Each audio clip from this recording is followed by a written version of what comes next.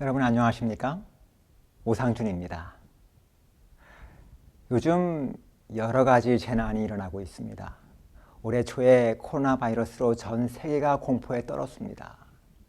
조금 사그러드는가 싶더니 얼마 전부터 급속도로 재감염이 확산되기 시작했습니다. 그뿐만 아니라 중국과 일본 그리고 한국이 홍수로 많은 재산과 인명 피해를 입었습니다. 이로 인해서 많은 사람들의 관심은 말세로 향하고 있습니다. 그러면서 예수님의 재림이 임박한 것이 아닌가, 혹시 말세가 아닌가 하고 생각하는 사람들이 늘어나고 있다는 사실입니다. 물론 사람들이 하나님을 잊어버리고 정신없이 살아가는 이 세상에서 이런 재난을 통해서라도 다시 한번 하나님을 기억하고 예수 재림에 대해서 경각심을 갖는 것은 다행한 일이라고 생각합니다. 그러나 세상에 재난이 있을 때에만 예수 재림에 대해서 생각하며 막연히 불안해하는 것은 우리의 신앙이나 삶에 별 도움이 되지 않는다는 것입니다. 세상의 말세와 예수의 재림이 다가온다는 것을 아는 것보다 더 중요한 것이 있습니다. 여러분, 그것이 무엇일까요? 다가오는 세상의 말세와 예수님의 재림을 어떻게 준비하느냐 하는 것입니다. 그 이유는 모든 사람들이 다 예수의 때에 구원을 받는 것은 아니기 때문입니다. 성경은 분명히 우리에게 예수님의 재림에 준비되지 못하고 영원한 생명을 잃어버릴 사람이 있다는 것과 예수의 재림에 준비하는 사람들만이 영원한 상급을 받게 된다는 사실을 가르치고 있습니다. 그렇다면 여러분, 우리는 어떻게 예수님의 재림에 준비되는 삶을 살아갈 수 있을까요? 이것에 대해서 막연히 상상을 하거나 힘들게 찾아다닐 필요가 없다는 것입니다. 예수님은 성경을 통해서 우리에게 분명히 가르쳐 주시고 계시기 때문입니다.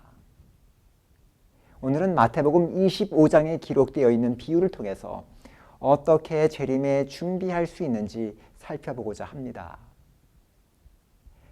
마태복음 25장에 기록되어 있는 비유를 가만히 살펴보면 예수 재림에 어떻게 준비할 수 있는지에 대한 비결을 배우게 됩니다. 마태복음에는 다른 복음서에 비해 특징이 있습니다. 마태복음은 연대적 순서를 따르고 있는 것이 아니라 주제별로 기록되어 있다는 것입니다. 예를 들어서 마태복음 5장, 6장, 7장에는 산상수훈이 기록되어 있습니다. 그런데 8장과 9장에는 병자를 고치고 귀신을 쫓아내는 사건들이 기록되어 있습니다. 그러나 실제로는 8, 9장에 기록된 사건들이 산상수훈 이전에 일어났던 사건들이라는 것입니다.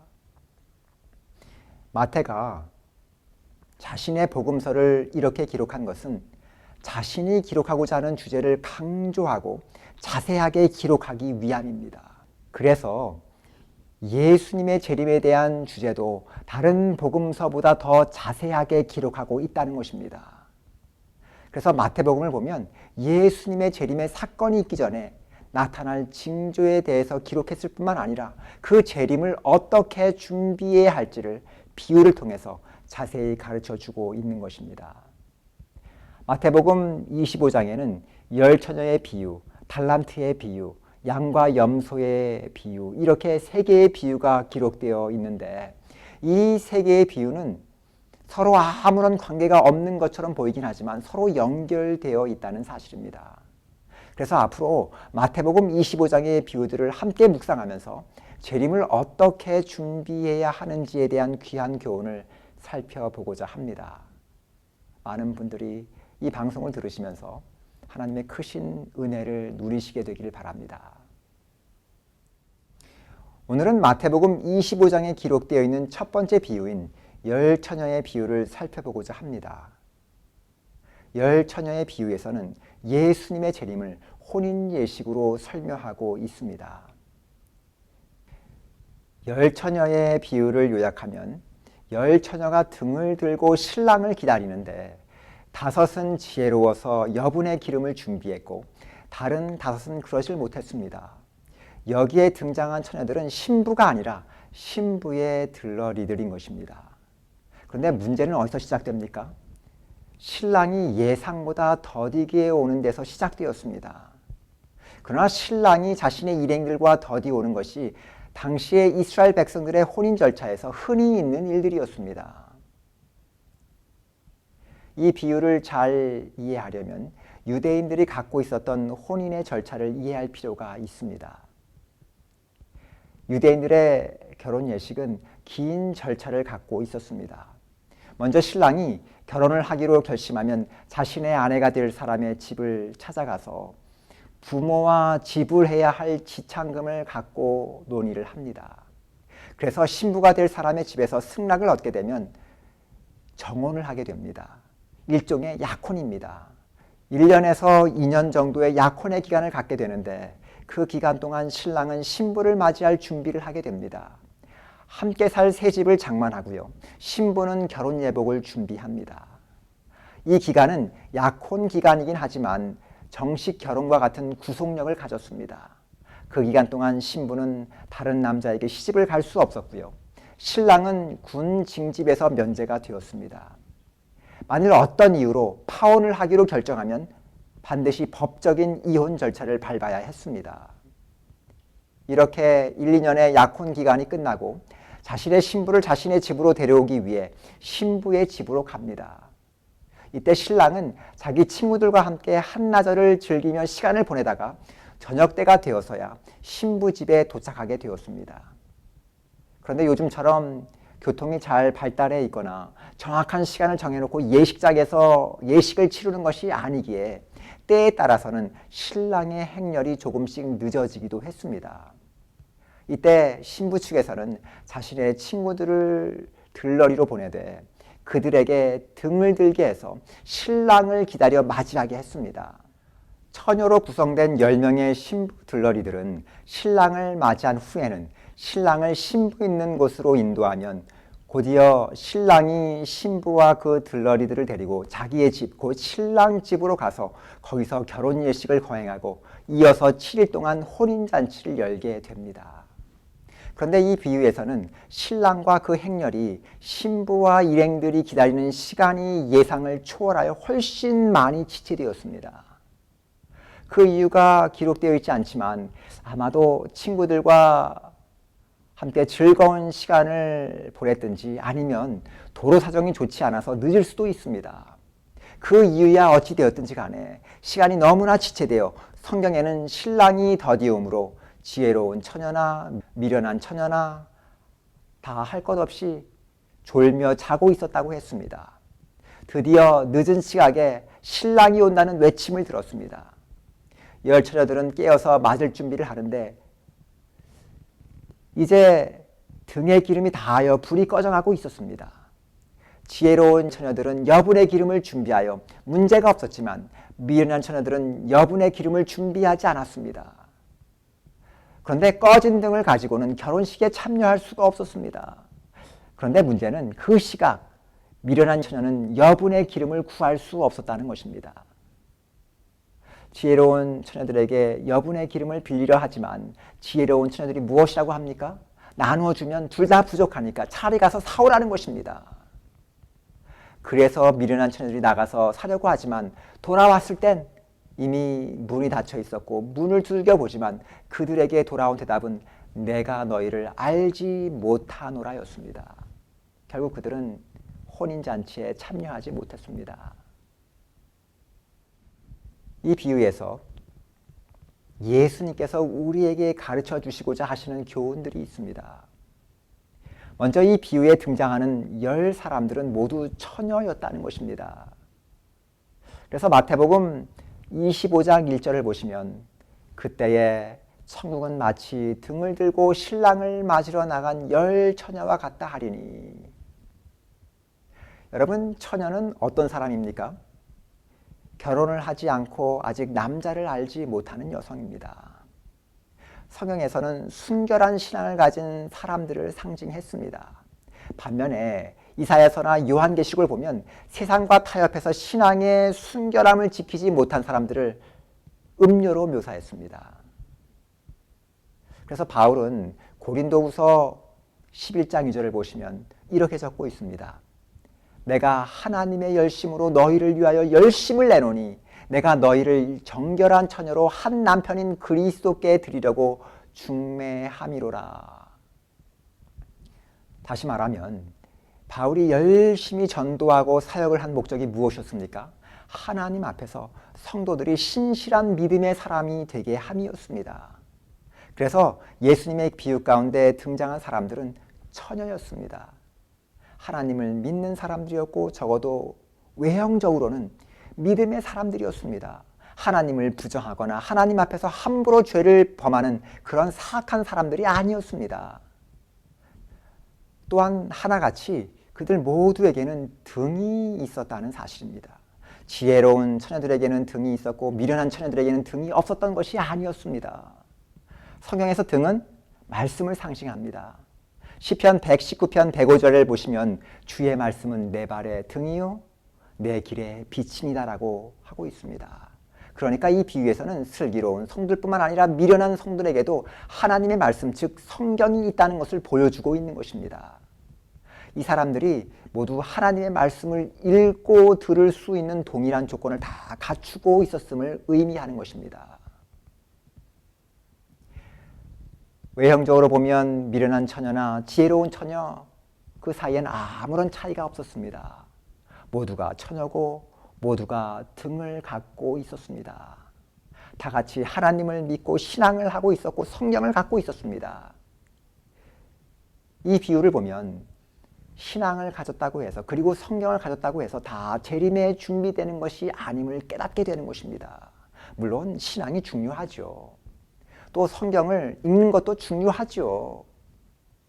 여러분 이런 신앙의 모습이 중요하지 않다는 것이 아닙니다. 그러나 이것을 가지고 있는 것만으로는 충분치 않다는 것입니다. 여러분 왜 이것만 가지고 충분치 않을까요? 그 이유는 무엇이냐면 신랑이 더디 오시기 때문입니다. 마태복음 25장 5절을 보시면 신랑이 더디 오므로 다 졸며 잘세라고 적고 있습니다. 신랑은 열 처녀들이 예상했던 것보다 더 늦게 오는 것이었습니다. 그뿐 아니라 처녀들은 그 신랑이 언제 올지 아무도 알지 못했다는 것입니다. 여러분 예수님의 재림도 그렇습니다. 예수님의 재림이 언제 오실지 아무도 모르고요. 이렇게까지 지체될 줄은 아무도 몰랐다는 사실입니다. 벌써 예수님이 승천하신 지 2000년이 지났습니다. 예수님을 믿는 수많은 사람들은 예수님이 자신의 시대에는 꼭 오실 것으로 믿고 살았습니다. 저는 제가 결혼하기 전에 예수님이 오실 줄 알았습니다. 그런데 결혼을 하고 자녀들을 낳아서 그 아이들이 대학교와 고등학교를 졸업할 나이가 되었습니다. 저의 부모님도 젊어서 예수님의 재림을 맞이하실 줄 아셨습니다. 그런데 이제는 칠순을 훌쩍 넘기셨습니다. 이전 세대도 마찬가지고 그전 세대도 마찬가지입니다. 심지어 예수님의 제자들과 사도 바울은 자신의 시대에 예수님이 오실 것으로 믿고 그렇게 살았습니다. 그런데 아직도 오지 아니하심으로 많은 그리스도인들이 재림에 대한 믿음의 도전을 받고 있습니다. 정말 예수님은 오시긴 오시는가? 여러분들은 어떻게 생각하십니까? 예수님이 땅 위에 오시리란 구약의 예언의 횟수는 약 456회입니다. 주님의 재림의 예언의 횟수는 신구약을 합쳐서 약 3000회 이상입니다. 구약에 기록된 456회 예언된 예수님의 초림은 성취되었는데 3000회 이상이나 예언된 재림은 성취되지 않겠습니까? 이것만 봐도 예수님의 재림은 반드시 이루어진다는 것입니다. 여러분 하나님은 자신의 약속을 반드시 지키시는 하나님이십니다. 그런데 예수님이 빨리 오셨으면 얼마나 좋았겠습니까? 뜨거운 믿음을 가지고 기도하고 말씀만 보고 신앙대로만 살면 됩니다. 그런데 신랑이 더디 오시니까 어떻게 되었습니까? 다 졸며 잤다고 되어 있습니다. 겉으로 보기엔 모두가 다 비슷비슷한 모습으로 살아가고 있는 것입니다. 슬기로운 처녀나 미련한 처녀나 먹고 살기 위해서 일을 해야 하고 자녀를 키워야 하고 이 세상에서 바쁘게 살아가는 것입니다. 여러분, 그렇다면 우리는 어떻게 해야 할까요? 슬기로운 처녀와 미련한 처녀의 차이를 살펴보면 중요한 교훈을 얻게 됩니다. 슬기로운 처녀와 미련한 처녀에겐 단 하나의 차이가 있었습니다. 많은 차이가 있었던 것이 아닙니다. 그것이 무엇이었을까요? 다 같이 마태복음 25장 3절과 4절을 보시기 바랍니다. 미련한 자들은 등을 가지되 기름을 가지지 아니하고 슬기 있는 자들은 그릇에 기름을 담아 등과 함께 가져갔더니, 바로 여분의 기름을 준비하는 것이었습니다. 다시 말하면 다 같이 졸면서도 이 지혜로운 처녀는 여분의 기름을 준비해 놓고 있었다는 것입니다. 이 기름은 성경에서 무엇으로 상징되었습니까? 성령으로 묘사되었습니다. 사도행전 10장 38절을 보시면 예수께서 성령으로 덧입으신 것을 기름 부음으로 묘사했습니다. 그렇다면 예수님의 재림을 준비하는 것과 성령으로 채워져 있는 것이 무슨 관계가 있을까요? 아주 깊은 관계가 있습니다. 여러분, 신앙생활도 시간이 흐르면서 형식적으로 변질되어 버리고요.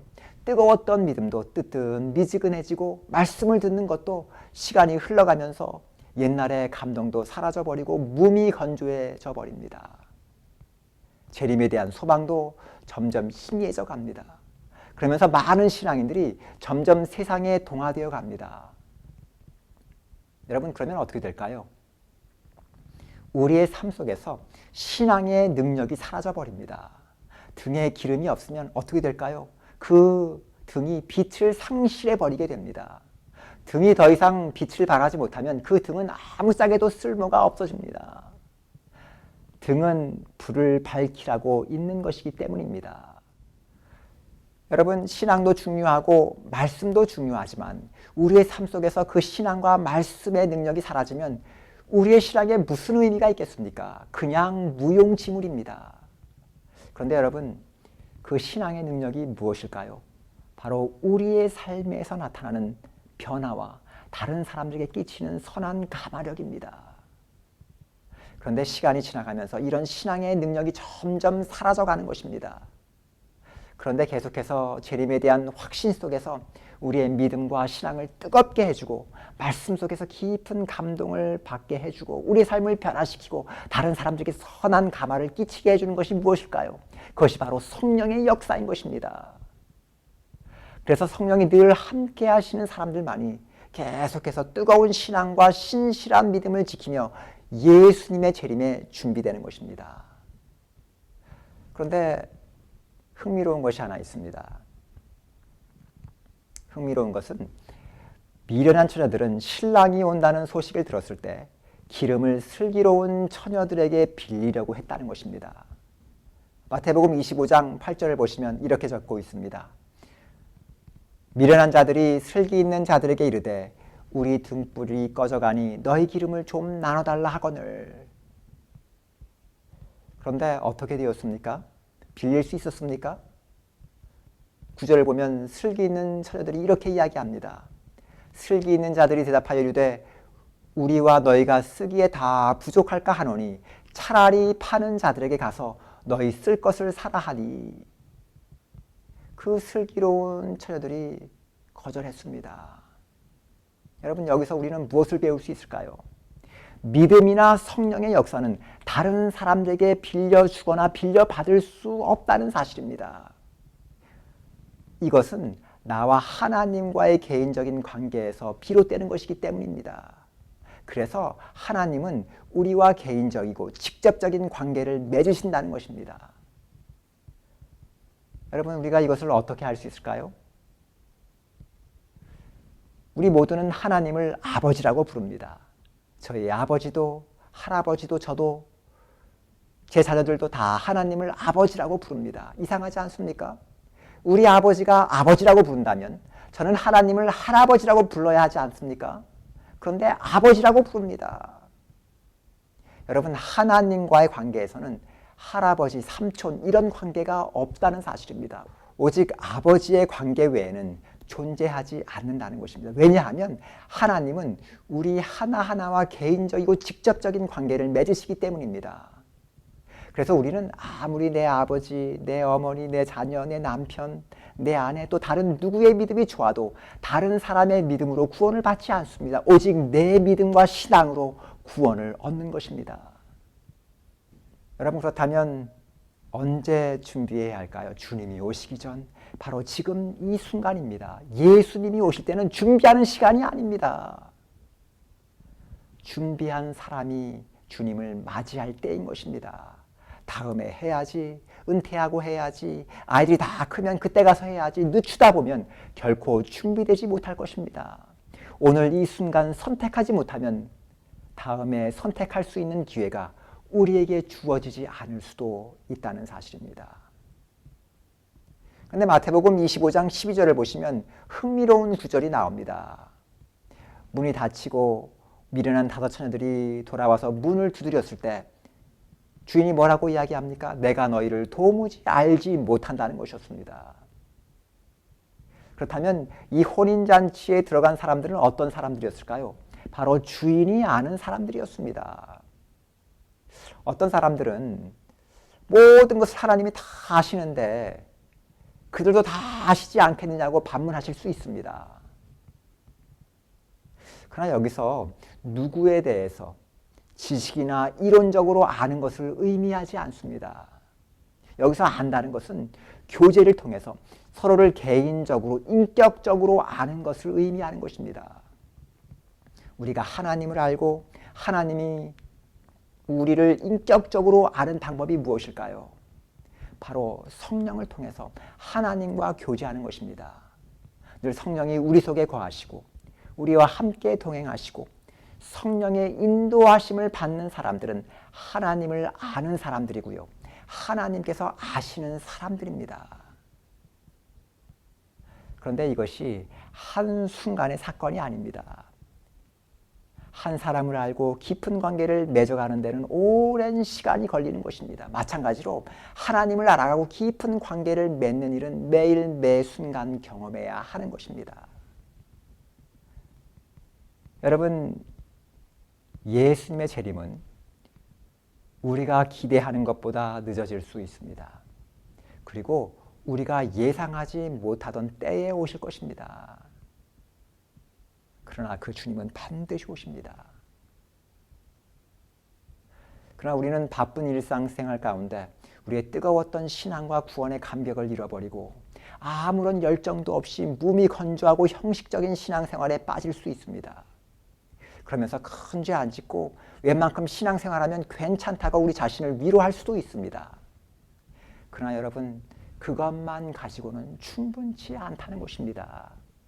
우리가 기억해야 할 사실은 혼인잔치에 참여하지 못했던 미련한 처녀들은 큰 죄를 짓거나 하나님을 부정하는 사람들이 아니었습니다. 이들도 다 믿음을 갖고 있는 사람들이었습니다.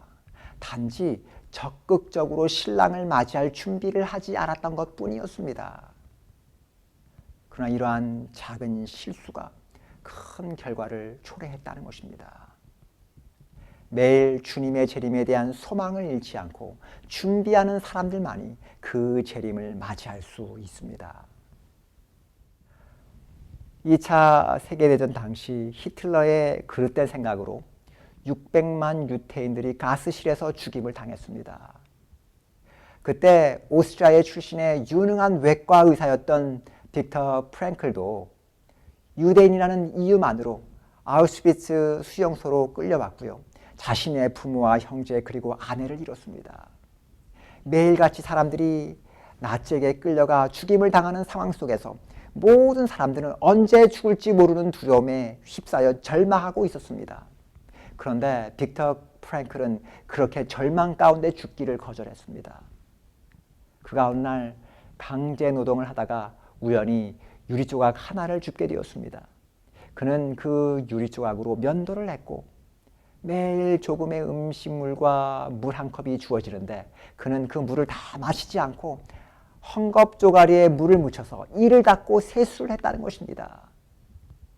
나치는 매 시간마다 가스실로 보낼 유태인들을 뽑았으나 매번 새파랗고 깔끔하게 면도한 얼굴을 하고 있는 활기찬 젊은 의사를 끌고 갈 수는 없었다는 것입니다.